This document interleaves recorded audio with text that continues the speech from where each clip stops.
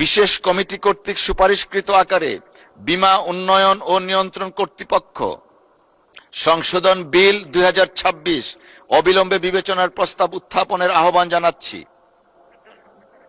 ধন্যবাদ মাননীয় স্পিকার।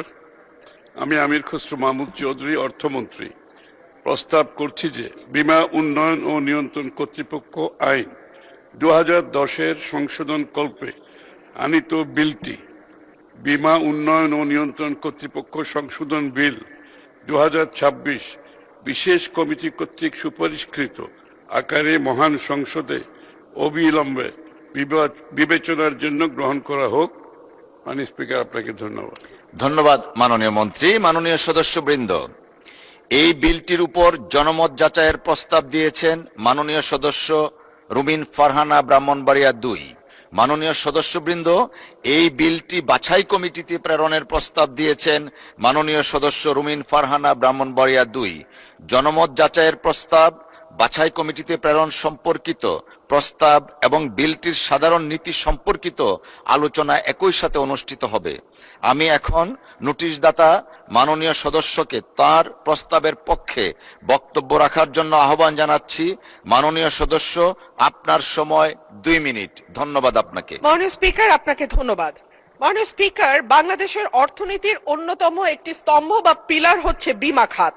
যে কোনো দেশে মূলত 4টি খাতকে অর্থনীতির প্রধান স্তম্ভ হিসেবে ধরা হয়। তার প্রথমটা হচ্ছে পুঁজিবাজার, যেটা নিয়ে কিছুক্ষণ আগে আমরা আলোচনা করলাম। দ্বিতীয়টা হচ্ছে ব্যাংকিং সেক্টর, তৃতীয়টা বন্ড মার্কেট এবং চতুর্থটা ইন্স্যুরেন্স বা বীমা। বাংলাদেশের বীমা খাত নিয়ে যদি নির্মোহভাবে আমরা আলোচনা করি, তাহলে বীমা খাতের অবস্থা বলতে হয় খুব বেশি ভালো নয়। অন্যান্য দেশে বা উন্নত দেশে অর্থনীতিতে জিডিপিতে বীমা খাতের অবদান যেখানে 8 থেকে 10%, বাংলাদেশে সেখানে মাত্র 0.4%। জিডিপিতে বীমা খাতের যে অবদান, এটা শুধু পরিসংখ্যান দিয়ে বোঝানো কোনোভাবেই সম্ভব নয়, এটা গ্রহণযোগ্যও নয়। বাংলাদেশের সমসাময়িক ও কাছাকাছি দেশের, এমনকি প্রতিবেশী দেশগুলো দক্ষিণ এশিয়ার মধ্যে জিডিপিতে আমাদের বীমা খাতের যে অবদান সেটি সর্বনিম্ন। তবে এখানে একটা গুরুত্বপূর্ণ পার্থক্য আছে। ভারতের মতো একটা দেশে বীমার যে ইন্ডাস্ট্রি, সেখানে কোম্পানির সংখ্যা আমাদের চেয়ে কম, অথচ আমাদের এই ছোট্ট দেশে 82টা ইন্স্যুরেন্স কোম্পানি কাজ করছে।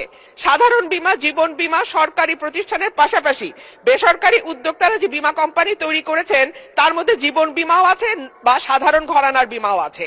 কিন্তু এত বেশি সংখ্যক কোম্পানি থাকার পরেও আমাদের দেশে জিডিপিতে বীমা খাতের অবদান এত কম, যেটার কোনোভাবেই গ্রহণযোগ্য নয়। এখানে হতে পারে যে এত বেশি সংখ্যক কোম্পানি হয়তো সেগমেন্টেড কাস্টমারদের নিশ মার্কেটিং করছে। যদি আমরা বলি, হয়তো তারা সুনির্দিষ্টভাবে বাছাই করা কিছু কাস্টমার বা বিজনেসের উপরে নির্ভর করে তাদের ব্যবসা পরিচালনা করছে। এদেশের আপামর সাধারণ মানুষকে বীমা শিল্পের আওতায় নিয়ে আসতে হলে প্রয়োজন একটি সেবা যা ঝুঁকি ভালো ব্যবস্থাপনা করে। ফলে এই ঝুঁকি ব্যবস্থাপনার জন্য সর্বোত্তম বা সর্বোচ্চ ব্যবস্থাপনাকারী প্রতিষ্ঠান হচ্ছে এই বীমা কোম্পানিগুলো। কিন্তু অনেক সময় দক্ষতার অভাব এবং সৎ মানুষের হাত। ধন্যবাদ মাননীয় সদস্য। ধন্যবাদ মাননীয় সদস্য। মাননীয় অর্থমন্ত্রী জনাব আমির খসরু মাহমুদ চৌধুরীকে তার বক্তব্য রাখার জন্য আহ্বান জানাচ্ছি। মাননীয় সদস্য, আমাদের তো একটা প্রসিডিউরাল সিস্টেম এন্ড আপনি বসুন, আমরা মাঝখানে আছি, আমরা দেখব। মাননীয় অর্থমন্ত্রী জনাব আমির খসরু মাহমুদ চৌধুরীকে তার বক্তব্য রাখার জন্য আহ্বান জানাচ্ছি। ধন্যবাদ মাননীয় স্পিকার। আমার মনে হয় আমরা সংসদে যখন বিল আসে, বিলের সাথে সংসদের কার্যপ্রণালীবিধির কিছু নিয়ম কানুন আছে। তো আমরা যদি সবাই সেটা মেনে চলি, তাহলে বোধহয় এই ইন্টারাপশন গুলো হবে না ভবিষ্যতে। মাননীয় স্পিকার, মাননীয় সংসদ সদস্য রুমিন ফারহানা, আবারও আমি সম্পূর্ণভাবে একমত।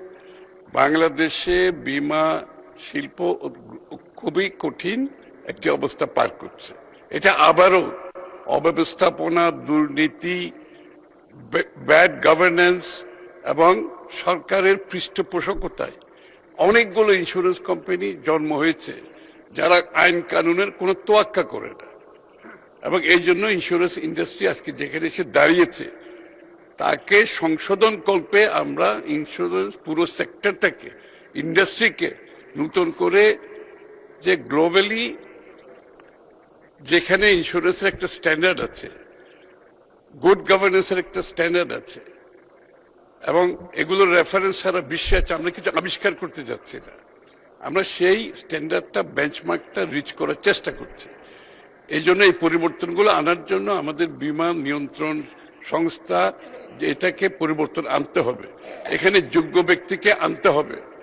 কারণ বীমা শিল্প শুধু বীমার জন্য নয়, বীমাতে যে অঙ্ক যে অর্থটা জমা হয় সেই অঙ্ক বাংলাদেশে এবং বাংলাদেশের বাইরে বিনিয়োগের একটা বড় সম্ভাবনা আছে। বাংলাদেশের অর্থনীতিতে, শিল্পে, সার্ভিস সেক্টরে সব জায়গায় বিনিয়োগের সুবিধা আছে, এটা অনেক বড় একটা অংশ। আমরা সেই জায়গায় যেতে পারছি না, এই জন্য এই সংশোধনগুলো করতে হবে, এই পরিবর্তনটা আনতে হবে, বীমা শিল্পকে ট্রান্সপারেন্ট করতে হবে এবং সকলের জন্য, আবারও যারা বীমা করে, যারা বীমা করে যারা সিকিউর থাকতে চায় তাদেরকেও আপনাকে সংরক্ষিত করতে হবে। সবকিছু মিলিয়ে বীমা নিয়ন্ত্রকের যে ভূমিকা অত্যন্ত গুরুত্বপূর্ণ, এর জন্য আমরা পরিবর্তনটা আনছি। এবং এখানে বয়সেরও কোনো ব্যাপার নেই, এখানে হচ্ছে আপনার যোগ্যতার ব্যাপার। বিশ্বের কোন দেশে, প্রায় সব দেশে এখানে বয়সের কোনো লিমিটেশন নাই, এখানে হচ্ছে আপনার মেধা, যোগ্যতা, সততার বিষয়টা আপনাকে নিশ্চিত করতে হবে। সেটা নিশ্চিত করতে পারলে সেইভাবে অ্যাপয়েন্টমেন্ট আমরা যদি দিতে পারি তাহলে কাজ ভালোভাবে করতে পারবে এবং সকলের সহযোগিতার প্রয়োজন। আমার মনে হয় বীমা শিল্পে উন্নয়নের জন্য এটা একটা গুরুত্বপূর্ণ স্টেপ। আগামীতে একটা নিয়ন্ত্রণ সংস্থা যদি একটি পুরো সেক্টরকে নিয়ন্ত্রিত করার আইন কানুনের মাধ্যমে নিয়ন্ত্রণের ব্যবস্থা না থাকে, তাহলে যেটা আমরা আজকে বাংলাদেশে দেখতে পাচ্ছি, অব্যবস্থাপনার কারণে, অদক্ষতার কারণে, দুর্নীতির কারণে, সেটা বন্ধ করা সম্ভব হবে না। আপনাকে ধন্যবাদ মাননীয় স্পিকার।